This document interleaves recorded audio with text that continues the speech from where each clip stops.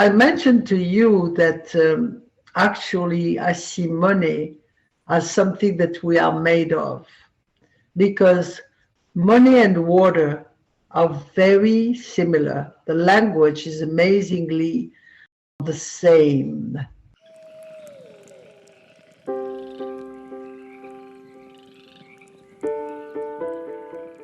And for myself, I still work on that. And the fear of being without money and don't have money doing what we love. And what makes me talk to you and open this conversation, in the last mosaic, you mentioned something about your father, that he went to Auschwitz, and the little that I know about your history, that you restart in your life for many reasons. And I realized that you already inherited this ability to restart from the zero sometimes, because that's the history from your family.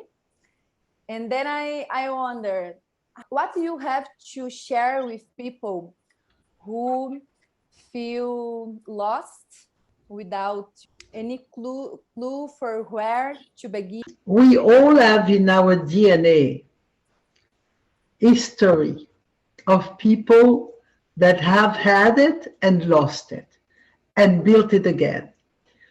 Whatever it is, a house, money, unfortunately, families, countries, we have in our DNA all the stories that are the resource to find the strengths.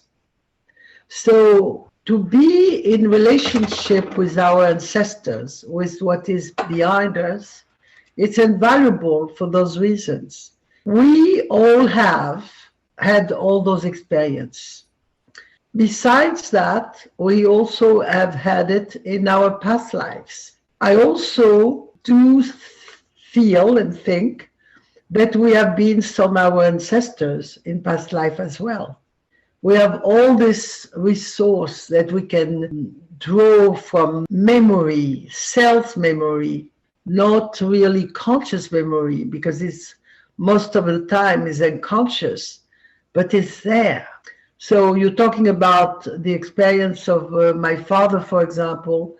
It's very simple. It was during World War II, and I was a baby. I mean, it's not something that I lived consciously, but it's something that I know because my family lost a lot during the war. One side of my family was Jewish and was in concentration camps.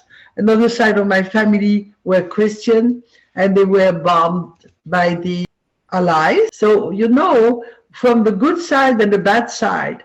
And it doesn't matter, because in a way, what is important is to see that loss comes from all sides. But gain also comes from all sides. It's a question of balance. The universe is a universe of balance. And it's a universe of love and universe of order. So when you keep the trust, when you keep the order, when you know your place, when you occupy your place, when you take it, even if you have lost it, then things go back into orders. And when things go back into orders, you see it's very easily to rebuild, to reconstruct your life. It's why what I call my work is systemic reconstruction. Reconstructing a system, whatever system it is. And money is a system.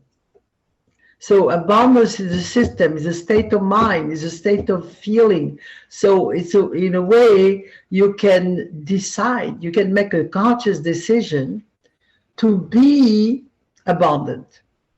It's why it's crucial to give your attention to what you choose to see and not what you don't want. And how could we, my dear, reconnect with the abundance, nothing necessary with the money, and appreciate other ways of prosperity and sustenance that the world provides us, And once we reconnect with that, then we can reconnect to the source over again, that everything is available for us. I mentioned to you that actually I see money as something that we are made of, because money and water are very similar. The language is amazingly the same, and take roots in water. And we are made of 60% of water. And more important, our heart are made of 75% of water. So we breathing water. We breathing money. We are made of money. All the language, and I will just use like currency or cash flow. You see, it's all evoke money and evoke water. When we know that water is just fluid, we can feel already this connotation of abundance, this connotation of easiness, of the flow, being with the flow. And with your feelings. I am in this stage now to really feel that, everything is there. And before I get it in numbers, because nowadays we do not have paper. Today is only numbers. It's numbers and digital numbers, and we don't understand anymore in material the amount to quantify as before. One thing is sure is that we give money a bad rap because we see it as a masculine energy, masculine, powerful, strong, greed. I mean, for many generations, and now it's changing a little bit, but money was really the appanage of men. We were born from 9 months into the water of the womb of the mother. If we take the scary part about money that often women feel more than men.